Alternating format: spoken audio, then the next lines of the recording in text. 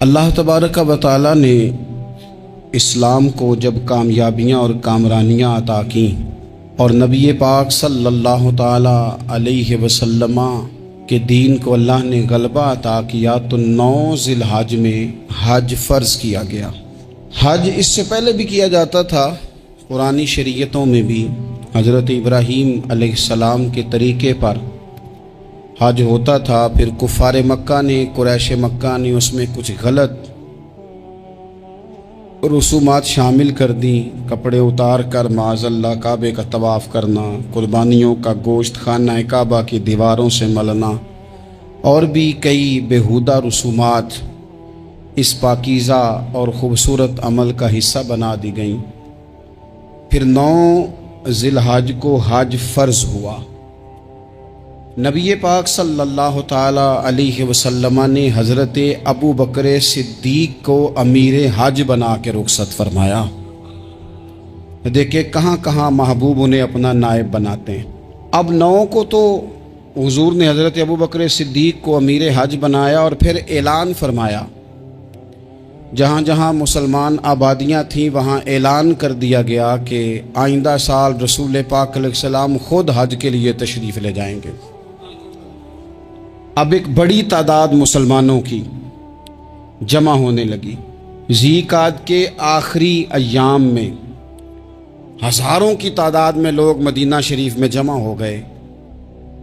ظہر کی نماز کی ادائیگی کے بعد سیرت نگار کہتے ہیں کہ 28 ذی القعدہ تھی، نبی پاک علیہ السلام ظہر پڑھ کے حج کے لیے نکلے، اور جہاں آج ذوالحلیفہ ہے، ابیار علی جس جگہ کو کہتے ہیں، میقات مدینہ بھی کہا جاتا ہے، وہاں اللہ کے محبوب نے پہلے رات گزاری۔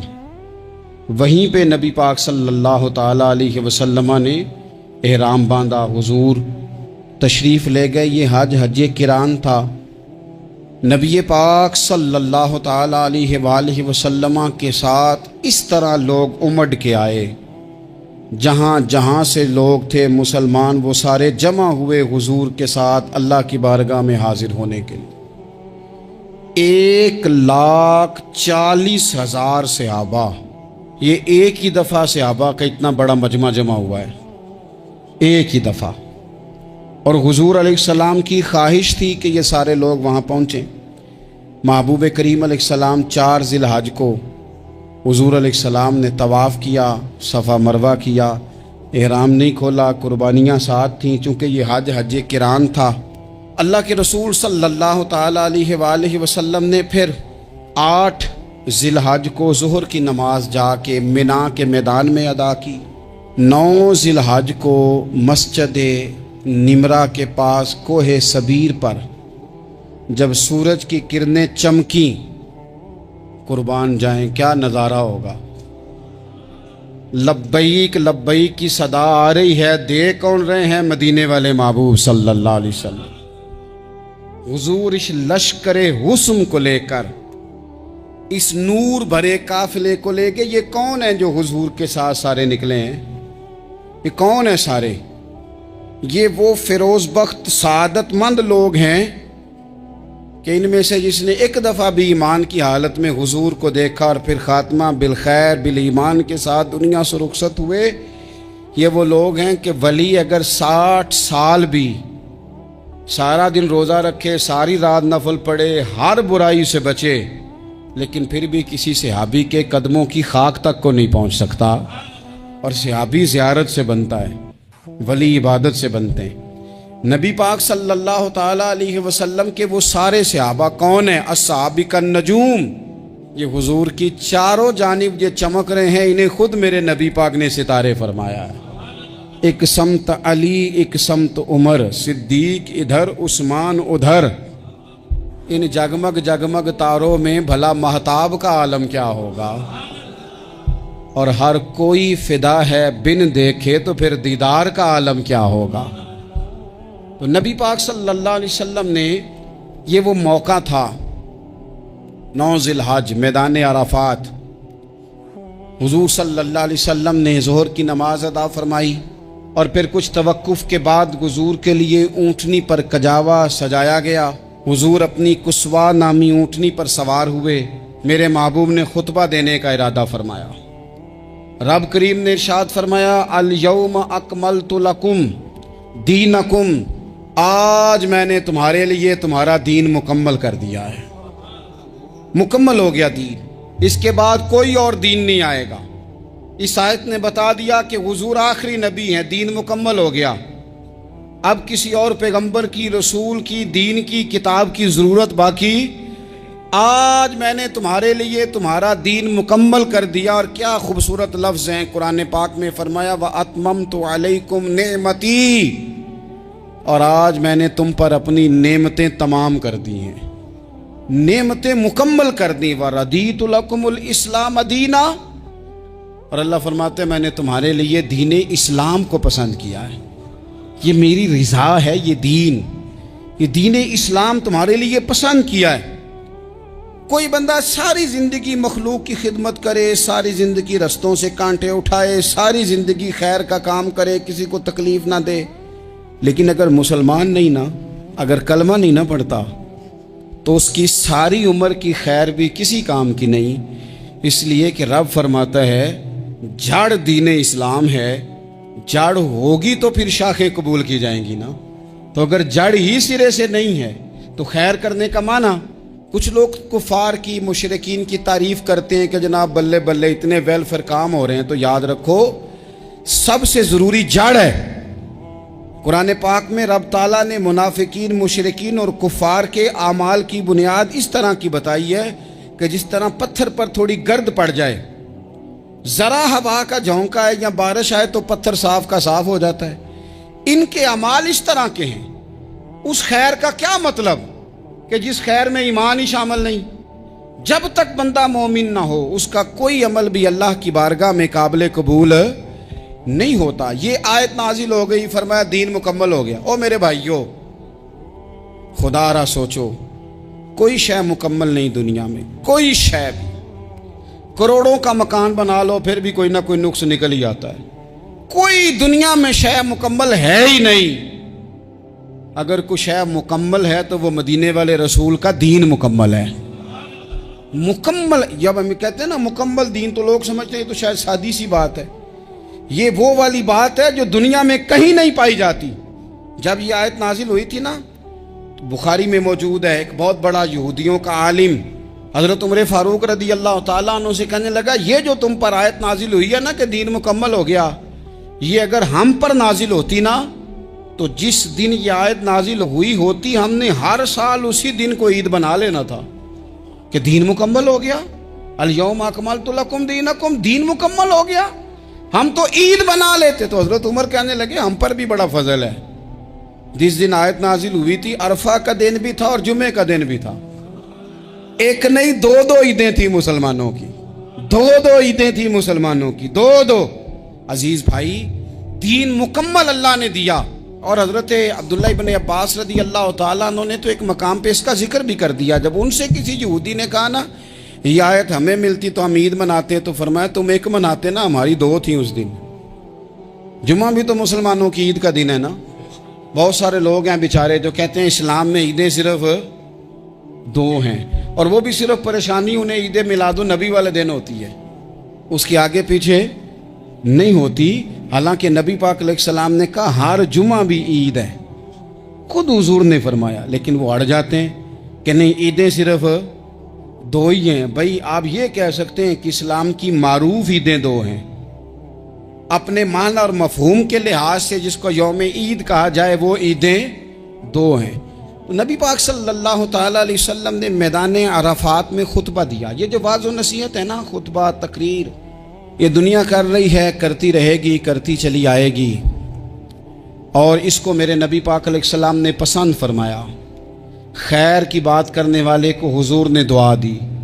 محبوب فرمانے لگے اللہ جو میری حدیثیں یاد کر کے آگے پہنچائے اس کے چہرے کو تر و تازہ رکھنا۔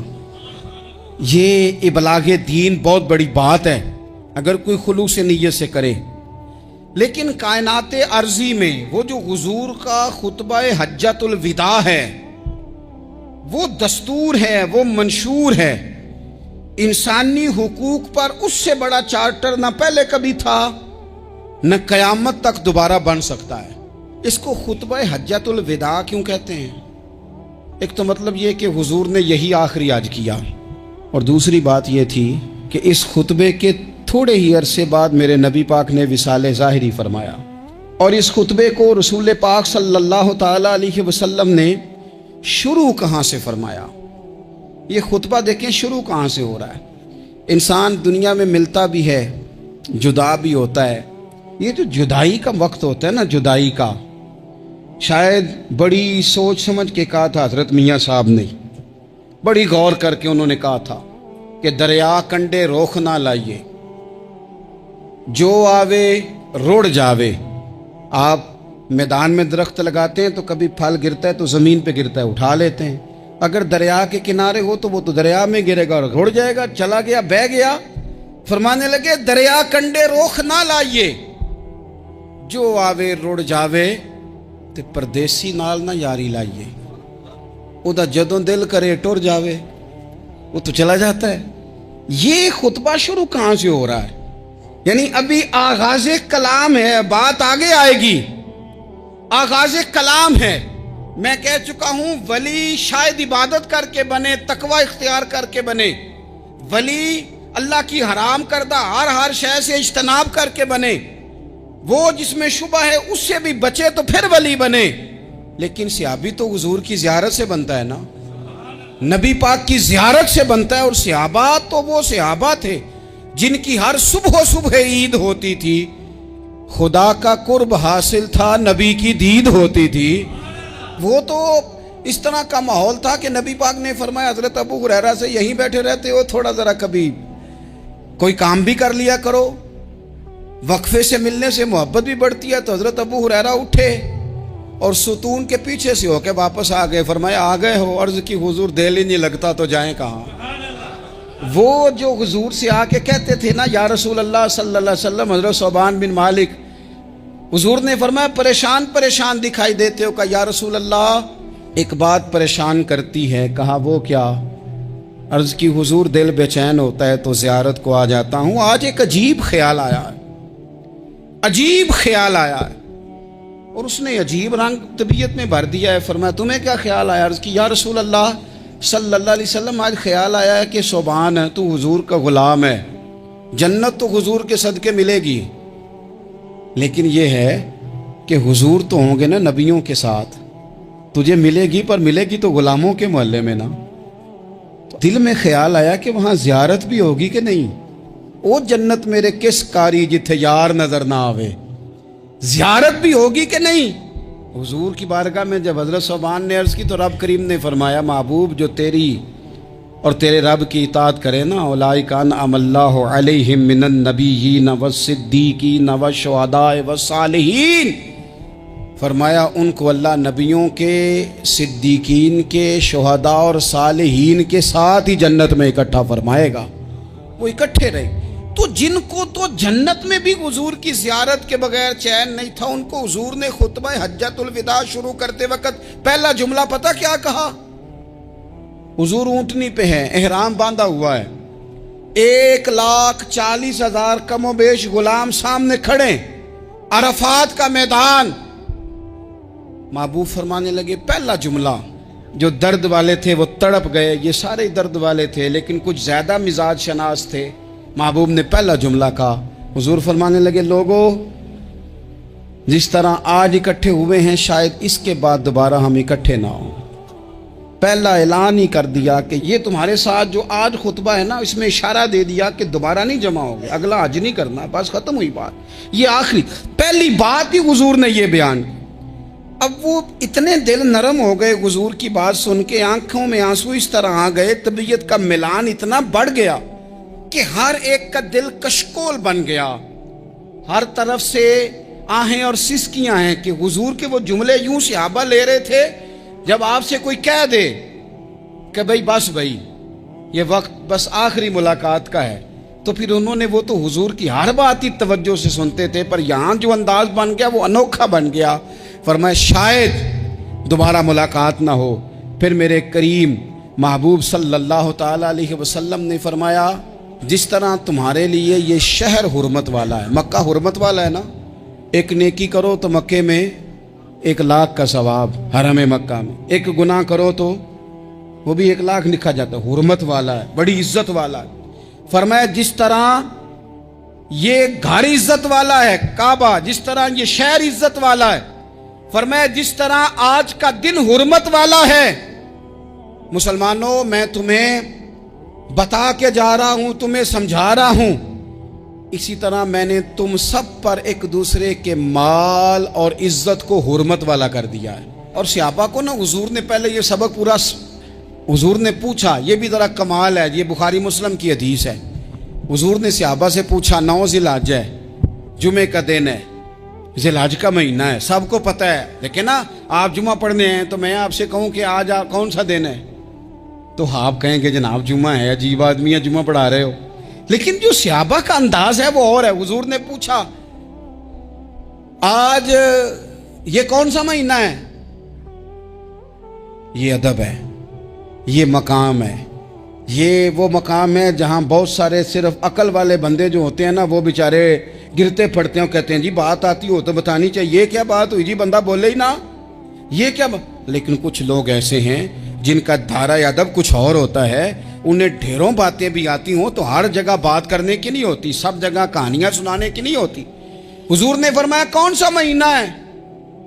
कुर्बान जाएं, भैया को जुबान होके कहने लगे वल्लाहु व रसूलहु आलम, अल्लाह जाने अल्लाह का रसूल जाने। सानू ते कैद सज्जन दा गहना है, ओ जिंज रखे असा उंज रहना है, हमें क्या पता। पूछा किसी ने, लिखा है सूफिया ने, किसी ने पूछा, ओए तुम्हें पता नहीं, कहने लगे चुप कर, हमें क्या पता कौन सा महीना है। तो हुजूर ने फरमाया आज तारीख कौन सी है? भाई साहब को पता था ना 9 ज़िलहज को ही आज होता है, कौन सी तारीख है? कहा वल्लाहु व रसूलहु आलम, अल्लाह जाने अल्लाह का रसूल जाने। कुर्बान जाए। हुजूर ने पूछा दिन कौन सा है? सबको पता है जुम्मा है, कहने लगे वल्लाहु व रसूलहु आलम, अल्लाह जाने और अल्लाह का। वो सहाबा बता क्यों नहीं रहे? तो अहले मोहब्बत कहते हैं सहाबा का जवाब ये था, हमें कोई महीनों से गरज है, हमें कोई दिन से गरज है, हमें कोई तारीख से गरज है। हाजियो आओ शहनशाह का रोजा देखो, काबा तो देख चुके, काबे का भी काबा देखो, हमें तो महबूब से गरज है। महीना था ज़िलहज का, अगर हुजूर कह देते ज़िलहज नहीं ज़ीक़ाद है तो हमने ज़ीक़ाद ही बना लेना था। तारीख थी 9, अगर हुजूर फरमा देते 11 है तो हमने 11 ही बना लेनी थी। दिन था जुमे का, अगर हुजूर कहते पीर है तो हमें क्या लगे, हमें तो महबूब की रजा चाहिए। आप देखें ना, एक सहाबी के हाथ जरा लंबे थे तो हुजूर ने फरमाया या जुल यदैन, ओ लंबे हाथों वाले। उनसे कोई पूछता नाम क्या है तो कहते मेरा नाम है 2 हाथों वाला। ओ भाई मेरे भी 2 हैं, तू क्यों 2 हाथों वाला? कहने लगे ये नहीं मुझे पता, मुझे नबी पाक ने कहा 2 हाथों वाला। तो ठीक हो गई, जो हुजूर ने नाम रख दिया। तो हुजूर सैयद आलम ने पूछा, फिर हुजूर ने हुर्मत याद कराई, फरमाया याद रखो ये दिन भी बड़ी इज्जत वाला है, जुम्मे का है, ये महीना भी बड़ी हुर्मत वाला है, ज़िलहज का है, ये तारीख भी बड़ी हुर्मत वाली है। लेकिन फरमाया जिस तरह इस दिन की, इस शहर की, इस महीने की तुमने इज्जत करनी है, इसी तरह एक दूसरे के माल का, एक दूसरे की इज्जत का तुमने पास करना। मुसलमान भाइयों, खुदारा ये हुजूर कह रहे हैं यार, नबी पाक ने काबा के सामने खड़े होके फरमाया बैतुल्लाह तेरी बड़ी शान है, तेरा बड़ा मर्तबा है, लेकिन फरमाया मेरे मोमिन की इज्जत रब की नजर में काबे से भी ज्यादा है। हम कैसे बैठ के यार, हम कैसे जुर्रत करते हैं किसी की पगड़ी खोलने की कोने में बैठ के? हम अपने घर बैठ के किसी पर तबसरा कर गए, किसी बंदा मोमिन की इज्जत उछाल गए, बिल्कुल पता नहीं था बात का, और हमने कहानी बना दी पूरी की पूरी, दास्तान सराई कर गए। सुबह से शाम तक हमारी गपशप का उन्वान क्या है? किसी ना किसी का शिकवा, किसी न किसी की शिकायत, ये हमारी गपशप है। खुदारा हुजूर ने तो खुतबा हज्जतुल विदा में पहला सबक ये दिया था कि मेरे जाने के बाद एक दूसरे की इज्जत करना, और इसी खुतबे में एक जगह पे फरमाया ये ना हो कि मेरे जाने के बाद तुम एक दूसरे की गर्दनें मारने लग जाओ। एक दूसरे की इज्जतों का ख्याल करना, पास करना। मुसलमानों, मेरे अजीज़ भाइयों, बुजुर्गों, इज्जतों का दिफा शुरू करें। थोड़ी देर के लिए अपनी ज़ुबान لوگوں کے اوپر تبصرہ کرنے سے کنٹرول میں لائیں۔ کچھ چیزیں ایسی، میں مختلف شہروں میں جاتا ہوں، جس شہر میں گئے وہاں لوگوں نے یہ کہا جناب یہاں جو مولانا ہے نا، بعض لوگ یہ باتیں بڑی چسکے لے کے سنتے ہیں، یہاں جو مولانا ہے نا وہ کچھ نہیں کرتے، آپ بڑے اچھے ہیں، یہاں جو پیر صاحب ہیں وہ بڑے گڑبڑ ہیں، آپ بڑے اچھے ہیں۔ تو میں ان سے کہتا ہوں کہ میں اس لیے اچھا ہوں کہ میں تھوڑی دیر کے لیے آیا ہوں، میں نے چلے جانا ہے۔ اور دوسری بات یہ کہ مجھے آپ جتنا مرضی اچھا کہہ لیں، میں نے رخصت ہو جانا ہے 2-3 گھنٹوں کے بعد۔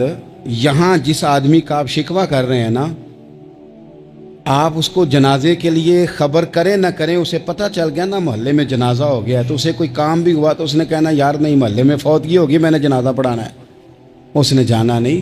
تو کمزوریاں تو سب جگہ ہوتی ہیں، لیکن ان کمزوریوں کی وجہ سے آپس میں بغض پیدا کر لیا جائے گا۔ اور پھر کمال بات ہے نا کہ اپنی ساری کمزوریوں سمیت اپنے آپ سے پیار ہے، اپنے آپ سے محبت ہے، اور دوسرے کی ایک کا پتہ چل جائے تو ہمیں گھن آنے لگ جاتی۔ تو حضور نے خطبہ حجت الوداع کے موقع پر یہ بات ارشاد فرمائی۔ دوسرا حضور نے فرمایا لوگوں یاد رکھنا، یہ خطبہ حجت الوداع میں نبی پاک نے فرمایا، یہ حضور خطبہ دے رہے ہیں، اور اس وقت دے رہے ہیں جب حضور صحابہ کو بتا چکے ہیں کہ یہ آخری ملاقات ہے۔ جو دور دراز سے آئے ہیں ان کو بتایا ہے کہ یہ میری تمہاری جو مجلس ہے، جو محفل ہے، جو تم سے بات ہو رہی ہے، یہ آخری ہے۔ محبوب فرمانے لگے لوگوں یاد رکھنا قیامت قائم ہوگی۔ ان جملوں کا حسن ملاحظہ کر لیں۔ فرمایا قیامت قائم ہوگی، تم اپنے رب سے ملاقات کرو گے، اور فرمایا تمہارا رب تم سے تمہارے اعمال کے بارے میں پوچھے گا۔ یہ خطبہ حجت الوداع میں کریم نے فرمایا۔ صبح تم اٹھے، کیا عمل کیا، اللہ پوچھے گا۔ کسی سے ملاقات ہوئی، طرز کیا تھی، سوچ کیا تھی، اللہ پوچھے گا۔ لین دین میں کیا معاملات تھے، تمہارے اعمال کے، اللہ سے ملاقات ہوگی، وہ کھڑا کر کے پوچھے گا۔ اور حدیث میں کئی جگہ پہ حضور نے فرمایا وہ تم سے سوال کرے گا، تمہیں جواب دینا ہے۔ میرے عزیز بھائیوں، تیار رہنا چاہیے، تیار۔ ہم نا منت کرتے ہیں آخری دن ہو نا، تنخواہ دار لوگ کہتے ہیں یار یہ آخری ایام چل رہے ہیں، کوئی خرچہ نہ بتا، اس لیے کہ حساب کے متھے لگنا ہے۔ آخری دنوں میں، بجٹ کے دنوں میں لوگ پریشان ہوتے ہیں کہ حساب دینا ہے۔ جب رب سے ملاقات کریں گے اور وہ حساب مانگے گا، کتنا مشکل کام ہے۔ اور ایک مقام پہ حضور نے فرمایا جس سے اللہ نے حساب مانگا وہ تو الجھ گیا، دعا کرو وہ حساب مانگے ہی نہ، بے حساب ہی بخشش فرما دے۔ نبی پاک صلی اللہ تعالیٰ علیہ وآلہ وسلم نے ارشاد فرمایا اسی خطبہ حجت الوداع میں، حضور فرمانے لگے سن لو، میں نے تم تک اللہ تعالیٰ کا پیغام پہنچا دیا ہے۔ اب جس شخص کے پاس امانت رکھی ہو اس پر لازم ہے کہ وہ امانت اس تک پہنچا دے جو اس کا مالک ہے۔ ہم بہت سارے لوگ ایسے ہوتے ہیں، ہمارے پاس امانتیں ہوتی ہیں، کچھ بھی نہ ہو تو کچھ لوگوں کے راز کی امانت ہوتی ہے، کچھ بھی نہ ہو تو کچھ لوگوں کی باتیں ہم تک پہنچ جاتی ہیں، وہ راز ہوتا ہے، وہ امانت ہوتی ہے۔ مجلس کی گفتگو بھی امانت ہے، لیکن ہم امانتوں کا خیال نہیں کرتے، خیانت ہو جاتی ہے۔ بہت محتاط ہو کر اپنی زندگی میں امانتوں کا خیال کیا جائے۔ یا ایھا الذین آمنوا لا تخونوا اللہ والرسول وتخونوا اماناتکم وانتم تعلمون۔ اللہ فرماتے ہیں ایمان والو، نہ رب سے خیانت کرنا، نہ رب کے رسول سے خیانت کرنا، نہ آپس میں ایک دوسرے سے خیانت کرنا، جانتے بوجھتے ہوئے یہ کام نہ کرنا۔ وانتم تعلمون، جانتے ہو، تمہیں پتہ ہے۔ کبھی بھی بددیانتی کا مظاہرہ نہ کریں اپنی زندگی میں، کبھی بھی۔ اور یہ بھی یاد رکھ لیں، بچوں کو کیا پتا کہ ہمارا ابا حلال لا رہا ہے کہ حرام لا رہا ہے، آپ لا رہے ہیں نا، تو وہ تو بیچارے بھولے پن میں کھا رہے ہیں، تو حساب آپ نے دینا ہے۔ جنہ لی تو پاپ کمائے ہن کتھے نہیں ہو تیرے کر دے، بلانا۔ تو بچوں کا تو یہ معاملہ ہے بھائی، اللہ ماشاءاللہ کہ وہ وقت پہ ہی، شادی کے 10-15 دن کے بعد ہی ان کو پیغام مل جاتا ہے کہ اگر ہمارا علیحدہ گھر ہو تو میں مرضی سے سجاؤں، تو میں مرضی سے سنواروں، تو میرا کوئی مطلب اپنا سلسلہ ہو، تو بڑے ٹائم پہ ساری باتیں شروع ہو جاتی ہیں، وہ تو معاملہ ہی بالکل اور ہے۔ تو بالکل کسی بھی امانت میں کبھی بھی خیانت کرنے کی کوشش نہ کریں، اور یاد رکھیں مال حرام جہاں آتا ہے وہاں بڑی تباہی آتی ہے، جہاں لوگ بددیانت ہو جاتے ہیں وہاں معاملات بڑے خراب ہو جاتے ہیں۔ اللہ تبارک و تعالیٰ دیانتداری کی توفیق عطا فرمائے۔ حضور نے خطبہ حجت الوداع کے موقع پر فرمایا میں نے آج جاہلیت کے سارے سود ختم کر دیے، نبی پاک میدان عرفات میں کھڑے ہو کے فرمانے لگے جس بندے نے بھی کسی سے پیسے لیے ہیں وہ اصل رقم دے گا، زائد نہیں دے گا۔ حضور کے بڑے قریبی تھے ایک، فرمایا انہوں نے بھی کچھ لوگوں سے پیسے لیے ہوئے، چونکہ وہ سب لوگ کرتے تھے، حرام ہی نہیں تھا۔ فرمایا میں ان کو بھی حکم دیتا ہوں کہ یہ اصل رقم وصول کریں گے، کسی سے ایک پائی بھی زیادہ وصول نہ کریں گے۔ نبی پاک صلی اللہ تعالی علیہ وسلم نے خطبہ حجۃ الوداع میں ایک باریک بات حضور نے بھی، یہ آپ نے ضرور سمجھنی ہے، بالخصوص جو لوگ تھوڑا دین پر عمل کر رہے ہیں، جن کا لبادہ مذہبی ہو گیا، جنہیں لوگ حضرت صاحب، قاری صاحب، علامہ صاحب، مفتی صاحب، حاجی صاحب، بزرگوں کہہ کے بلاتے ہیں، وہ اس پر توجہ کریں۔ میرے نبی پاک صلی اللہ علیہ وسلم نے خطبہ حجۃ الوداع کے موقع پہ ارشاد فرمایا، لوگو شیطان اب مایوس ہو گیا ہے، وہ تم سے بتوں کی پوجا نہیں کرا سکے گا، ہاں وہ تمہیں چھوٹے چھوٹے گناہوں میں مبتلا کرے گا، وہ تم سے چھوٹے چھوٹے عیب کرائے گا، تم سمجھو گے یہ تو غلطی کوئی نہیں، فرمایا اس سے بچ کے رہنا۔ اب وہ مایوس ہو گیا، بتوں کی پوجا نہیں کرا سکتا، تمہیں اپنی پوجا نہیں کرا سکتا، لیکن چھوٹی چھوٹی غلطیاں، ایک مقام پہ فرمایا نا چھوٹا گناہ ہونا تو مومن اسے پہاڑ سمجھتا ہے، اتنا بڑا ہو گیا، اور منافق کہتا ہے یہ تو کچھ بھی نہیں۔ تو اپنی زندگی کے اندر چھوٹی چھوٹی کوتاہیاں، حضرت سعدی فرمایا کرتے تھے سیلاب اچانک نہیں آتے، پہلے چھوٹا سا سوراخ ہوتا ہے دریا کے کنارے میں، اسے بند نہ کیا جائے پھر بڑا ہو جاتا ہے، پھر وہ ٹائم آتا ہے کہ بند ٹوٹ جاتا ہے، بستیاں ڈوب جاتی ہیں۔ پہلے چھوٹا گناہ انسان کرتا ہے، چھوٹا، پھر اس سے آگے بڑھتا جاتا ہے اور بڑی بڑی غلطیاں ہوتی ہیں۔ اللہ تبارک و تعالی ہمیں رائی کے دانے کے برابر بھی غلطی کرنے سے محفوظ فرمائے۔ نبی پاک صلی اللہ تعالی علیہ وسلم نے اسی موقع پر ارشاد فرمایا، لوگو اللہ سے ڈرتے رہنا، اور میں تمہیں عورتوں کے ساتھ بھلائی کی وصیت کرتا ہوں۔ فرمایا رب نے تمہیں اختیار دیا ہے، عورتیں تمہارے سپرد کی ہیں، ان سے اچھا سلوک کرنا۔ فرمایا اگر کبھی کوئی ان پر تمہیں سختی کرنی بھی پڑے تو اتنی کرنا جتنی ان کی غلطی ہو، ان سے درگزر کرنا، ان سے پیار کرنا۔ اسلام نے خاتون کو باقاعدہ حقوق دیے، باقاعدہ۔ صحیح بخاری میں حدیث ہے، یہ جو نوجوان ہیں، مطالعہ کرنے والے، پڑھنے سننے سمجھنے والے، یاد رکھا کریں ان چیزوں کو۔ حضرت بریرہ رضی اللہ تعالیٰ عنہ حضرت عائشہ صدیقہ کی کنیزہ ہیں، حضرت مغیث رضی اللہ تعالیٰ عنہ ایک صحابی ہیں، ان کی وہ اہلیہ ہیں، وہ اپنے خامد سے علیحدگی چاہتی تھی، ان کے خامد بڑی محبت کرتے تھے، علیحدہ ہونا نہیں چاہتے تھے، خاتون رہنا نہیں چاہتی تھی۔ انہوں نے بڑی سفارشیں کرائیں کہ میرا خامد، میری بیوی مجھ سے صلح کر لے، حالانکہ وہ خاتون کنیز ہیں، خادمہ ہیں، کوئی بڑے قبیلے سے بظاہر تعلق نہیں۔ بالآخر انہوں نے گزارش کی، سیدہ عائشہ صدیقہ رضی اللہ تعالیٰ عنہ سے کہا کچھ اور ذرائع اختیار کیے۔ حضرت مغیث نے رضی اللہ تعالیٰ عنہ، ان کے شوہر نے، کہ نبی پاک علیہ السلام کی خدمت میں عرض کریں حضور میری سفارش کریں کہ یہ مجھ سے صلح کر لیں۔ تو نبی پاک علیہ السلام نے حضرت بریرہ رضی اللہ تعالیٰ عنہ جو کنیزہ ہیں، خادمہ ہیں، ان کو بلا کے کہا تمہارا خامد صلح کرنا چاہتا ہے۔ یہاں برادری کا بڑا کے کہتا ہے پتر میری بھی نہیں تو گل رکھنی، وہ میرے ککھاں دا بھی نہیں تو، کیا کہہ رہے ہیں آپ؟ اللہ نے اسے حق دیا ہے، اور جسے حق اللہ دے اس کا رسول دے، اس سے کون ہوتا ہے کوئی حق چھیننے والا؟ نبی پاک صلی اللہ علیہ وسلم نے حضرت بریرہ سے کہا تمہارا خامد صلح کرنا چاہتا ہے اور وہ روتا ہے تمہارے لیے، اور اس نے بڑی سفارشیں کی ہیں، تم اس سے صلح کر لو۔